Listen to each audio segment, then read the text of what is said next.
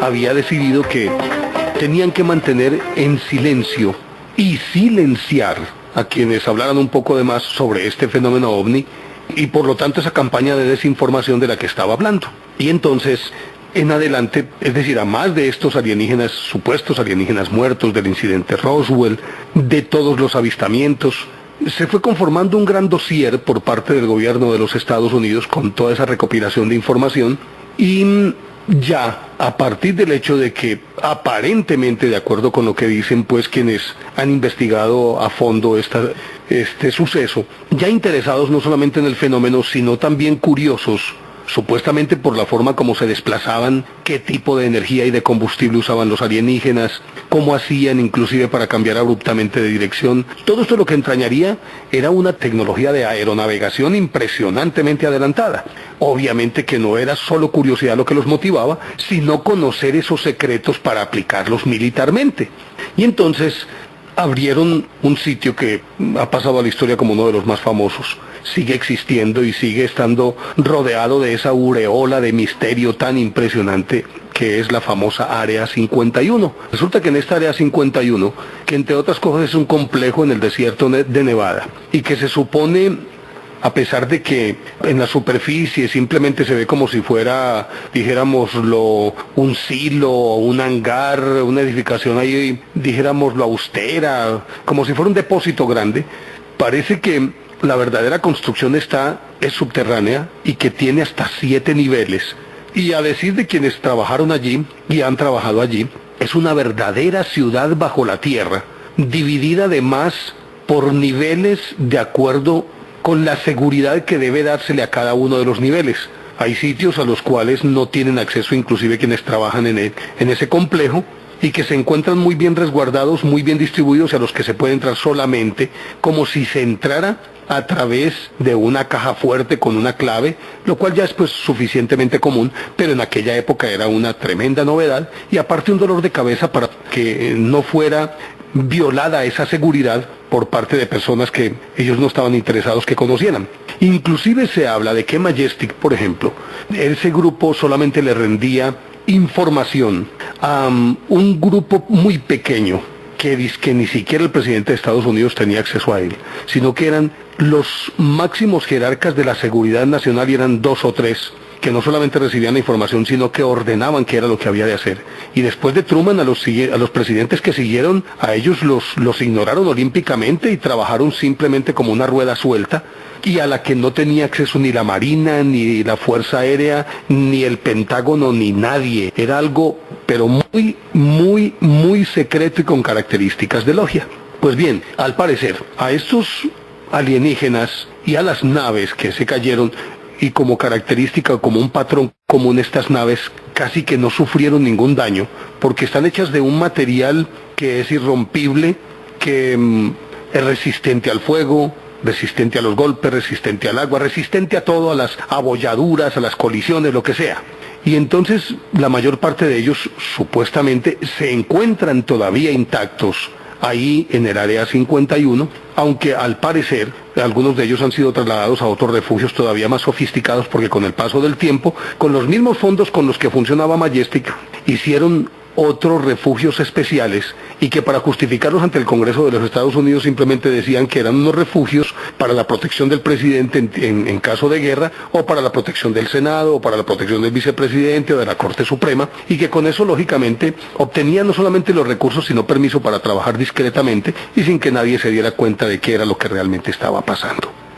Ya llevado a tal nivel de secreto las actividades que estaban desarrollando para desentrañar el misterio de los ovnis, hizo que se fuera formando como una especie de logia o de casta, o dijéramos lo de núcleo muy cerrado para manejar todo esto. Sin embargo, acuérdense que se filtraron pues algunas informaciones, porque de ahí se derivaron varios subgrupos, uno que era el Grunge, otro que fue el Sigma, el Proyecto Libro Azul, que entre otras cosas fue o terminó siendo un libro en el que se publicó una buena parte de la información, no la más trascendental, pero sí pues información sobre el manejo que el gobierno de los Estados Unidos había dado al problema de los ovnis y a los avistamientos y los testimonios, y ese libro una vez fue editado, porque eso fue algo que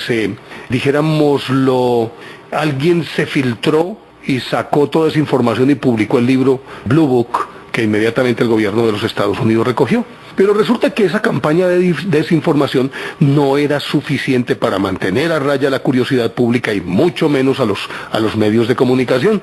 Entonces cuentan que se conformó un grupo llamado Los Hombres de Negro. A propósito de los Hombres de Negro, estamos hablando de este tema porque don Jorge Ayala nos ha solicitado que habláramos un poquito sobre los Hombres de Negro, pero vamos a aprovechar también para darle las gracias a las personas que nos siguen enviando sus correos electrónicos, muchísima gente y solicitándonos temas, y vamos a tratar de darles gusto. Saludemos a don Jorge Ayala, don Javier Lupas, Héctor Javier Ortiz, Ana Cristina, Mauricio Piñeros. A algunos no damos los apellidos porque simplemente son correos electrónicos y no aparecen los apellidos. José A. Jiménez, Sara Alejandra Fernández, Marta Cortés, Jonathan Córdoba, Milena, a Gabriela Ayala, Ramón Patrón, Jorge Corredor, don José Ignacio Ovalle, a Gladys, es decir, a todos ustedes muchísimas gracias. Vamos a darles gusto en la medida en que podamos, pero será en la medida en que podamos. Y entonces, retomando esto, aparecieron pues los famosos Hombres de Negro. Se supone que para entonces, y de acuerdo con lo que estaba ocurriendo, es decir, bueno, yo no voy a entrar aquí a hacer juicios de valor, simplemente voy a contar los hechos.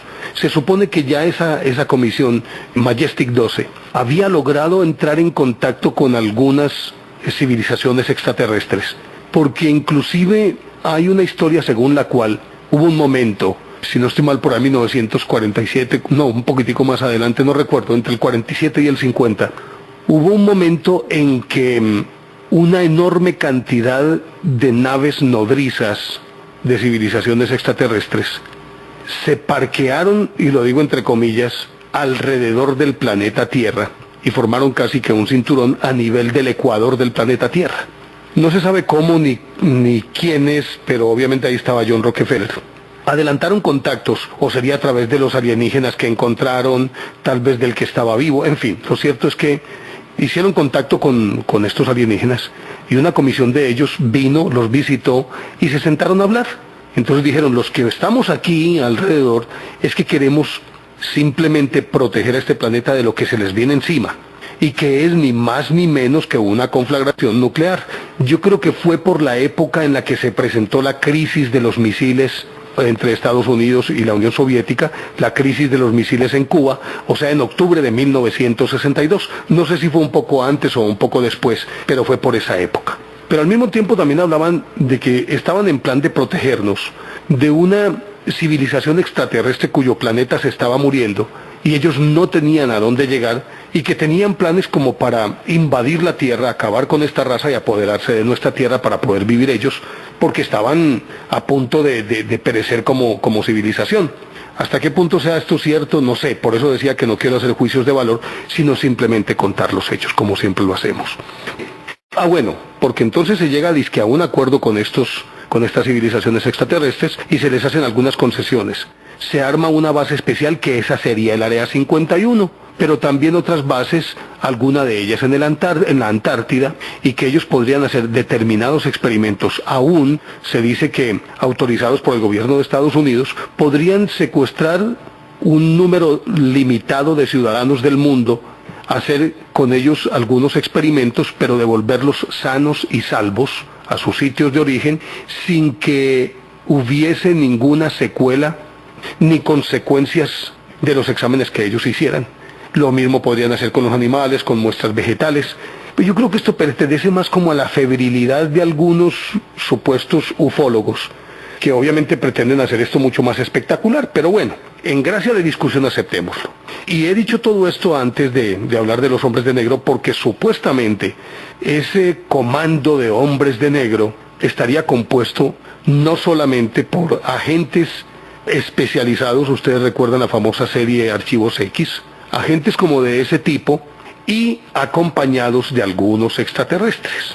Pues resulta que estos supuestos Hombres de Negro, los extraterrestres, tendrían una complexión física exuberante, serían hombres muy altos, de un cuerpo muy atlético, de rostro tipo caucásico, de pómulos fuertes, de ojos grandes y saltones, regularmente resguardados tras gafas oscuras, y como característica, por eso se les llaman los Hombres de Negro, vestidos de negro, sombrero, traje, muchas veces gabardina, gabán, corbata, eso sí, camisa blanca y el resto de la vestimenta negra, y algunos podrían parecer inclusive vestidos con tendencias pasadas de moda, de que ya no se usan, y habitualmente en carros grandotes, modelos viejos, de esos años 50 o un poco más, o de los años 60 más acá, en todo caso carros viejos, pero siempre como característica los carros tan pulcros y tan bien tenidos, que dicen inclusive que era como si acabaran de salir de la concesionaria, absolutamente nuevos, lo mismo que sus trajes, y muy pulcros ellos también, muy atildados, muy señores, muy puntuales en lo que preguntaban y nada más, sin asomo de ninguna emoción, es decir, no se ríen, no hablan fuerte, son fríos y a lo que van, al grano. Algunos con unas voces que se supone son unas voces robóticas, como sin ese tono humano, sin ese acento humano, tirando a metálicas, algunas con cierta cadencia extranjera, otras muy, dijéramoslo, muy estandarizadas o muy átonas, sin ningún tipo de tono, sino absolutamente planas, y que siempre aparecían para hurgar en los sitios de los acontecimientos sobre los avistamientos a los que se les había dado publicidad. Pero ya seguimos hablando de esta historia aquí en Enigmas del Mundo. Ya regresamos, Enigmas del Mundo.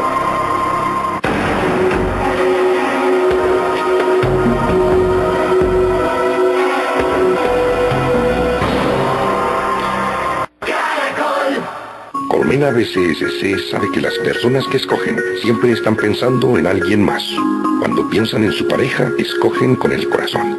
Cuando piensan en su familia, escogen con generosidad. Cuando piensan en sí mismas, escogen con la razón. En Colmena BCSC tenemos un portafolio de productos de ahorro tan amplio como cada persona que escoge. Ven, escoge tu vida.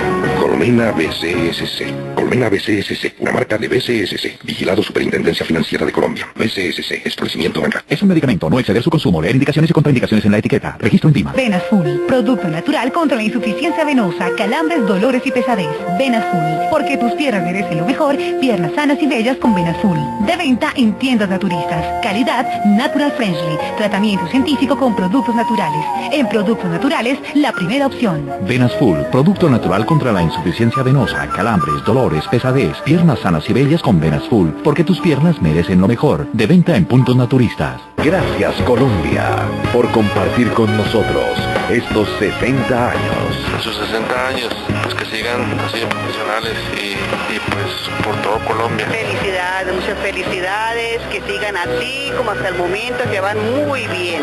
Bueno, eso sí, y que mucho progreso para este año. Correctísimo, Caracol siempre ha sido la primera radio, el primer lugar en noticias. Una felicitación a toda la cadena Caracol, a